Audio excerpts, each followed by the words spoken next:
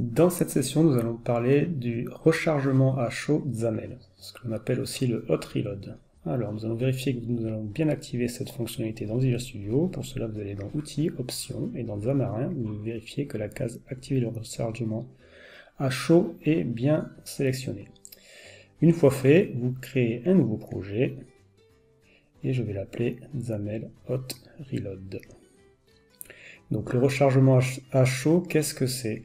C'est la fonctionnalité, quand vous allez designer du XAML, à connaître absolument. En effet, vous allez pouvoir en temps réel changer votre structure XAML, vos composants, vos contrôles, vos bindings, et sans avoir à relancer l'application, juste en sauvegardant le fichier XAML, vous allez avoir le rendu en temps réel qui s'affiche. Alors, on va voir tout cela ensemble. Donc, j'exécute directement sous mon téléphone Android la main page XAML, qui contient donc par défaut le label. Vous voyez que en bas à gauche de Visual Studio, vous avez la génération de XAML Hot Reload qui se charge aussi, plus l'initialisation du rechargement à chaud. Et voilà, donc je me retrouve directement sur mon XAML. Et là, si je change le texte de mon label et que j'enregistre le fichier mainpage, CTRL S, hop, vous avez le XAML en temps réel qui a changé. Donc c'est super pratique quand même. Donc on va pousser un petit peu plus loin. Je vais aussi carrément rajouter des attributs qui n'existaient pas. Donc je vais rajouter par exemple un fond, je vais aussi mettre la police en gras, et la taille de la police.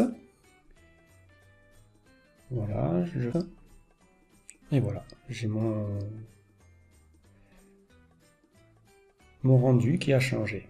Donc je vais aussi rajouter un nouveau contrôle, donc ma fameuse box view. Je lui mets une taille par défaut. Voilà, je ne me soucie pas de l'aligner, tout ça, directement, je CTRL S, et elle apparaît en bas. Alors on la voit peut-être pas très bien à l'écran, donc je vais changer la couleur par du bleu foncé.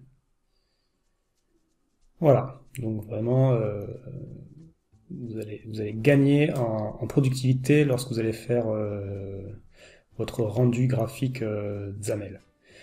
Ça fonctionne aussi sur iOS, donc pour cela je vais directement lancer mon téléphone iOS que je ne vois pas. Ah, alors excusez-moi, mon Mac n'est pas connecté, c'est un oubli, je fais ça de suite.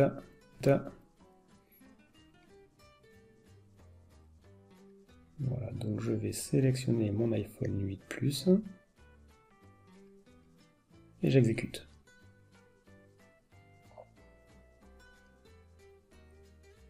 Donc voilà, toujours en bas à gauche, la génération qui se fait avec le lancement Hot Reload qui se fait.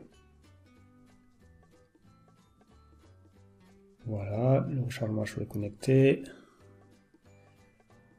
Donc pareil, on va changer par exemple la couleur du box view par du violet. Je CTRL S. Et voilà, sur iOS ça fonctionne aussi. Donc je vais dupliquer mon label, je vais en rajouter un nouveau. Je vais modifier quelques propriétés du deuxième label.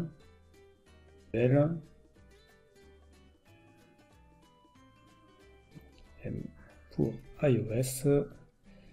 Je mets un fond vert. Et voilà, je sauvegarde. Et voilà, vous avez mon label qui apparaît.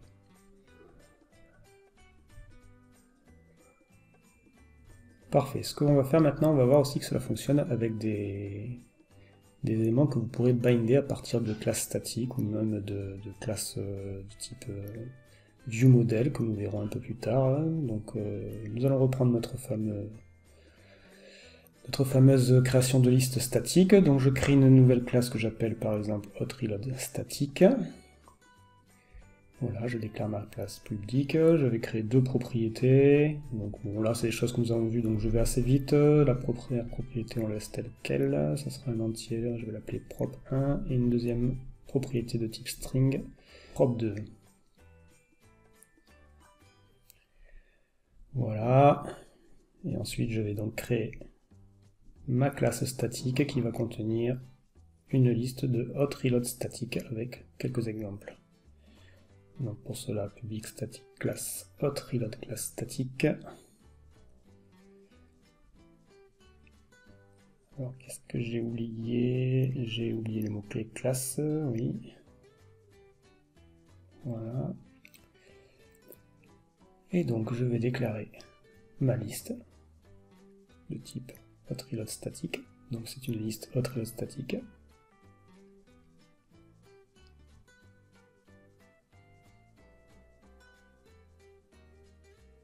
Et je l'appelle myList.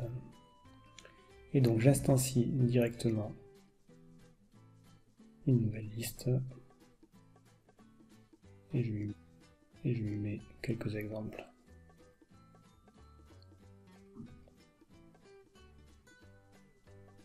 Voilà, donc par exemple prop1 à valeur 1 et prop2, je vais écrire valeur. C'est un string, valeur 1, etc. etc. Je duplique tout ça, je crée 3-4 éléments.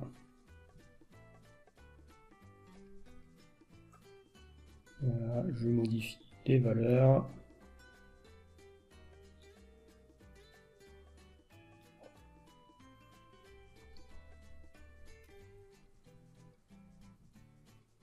Parfait, je retourne dans mon main page maintenant, et donc je vais déclarer mon namespace. Donc local, voilà, qui pointe donc sur mon XAML hot reload. Et je vais supprimer les deux labels et on va créer une list view qui va contenir donc dans son attribut item source notre fameuse liste. Donc x de point statique local, le nom de ma liste, ma classe statique, pardon, hot reload classe statique, point, myList. Apparaître, voilà. J'agrandis ma liste pour qu'elle prenne toute la place.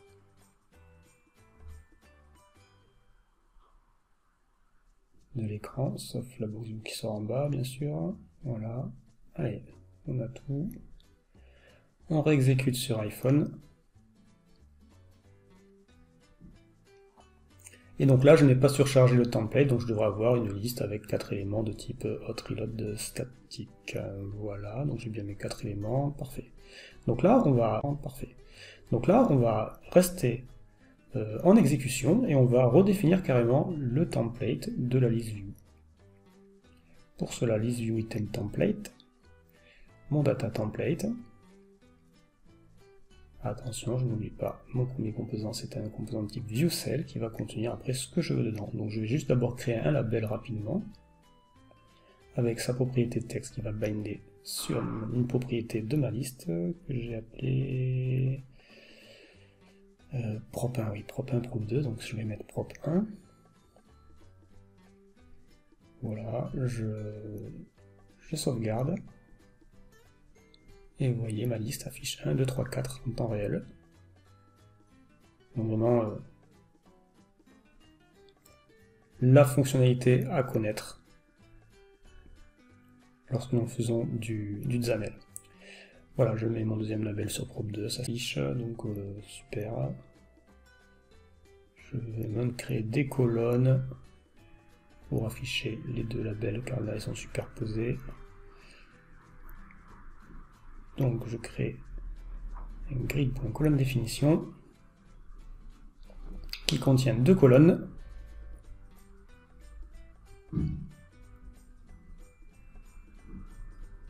Voilà, je duplique mes labels, je les mets dans la grille, j'attribue à mon deuxième label la position sur la deuxième colonne, grille colonne égale 1, je sauvegarde, et voilà, j'ai ma liste qui affiche 1, 2, 3, 4 avec les valeurs associées.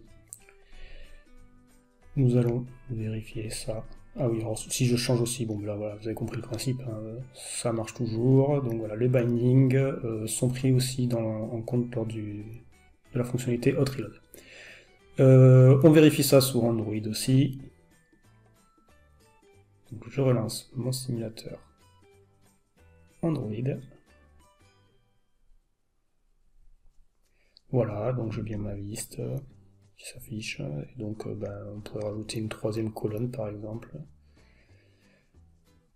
pour confirmer que ça fonctionne aussi sous Android. Hop, donc je duplique une colonne et je vais dupliquer ma prop 2 et la mettre aussi en colonne 3.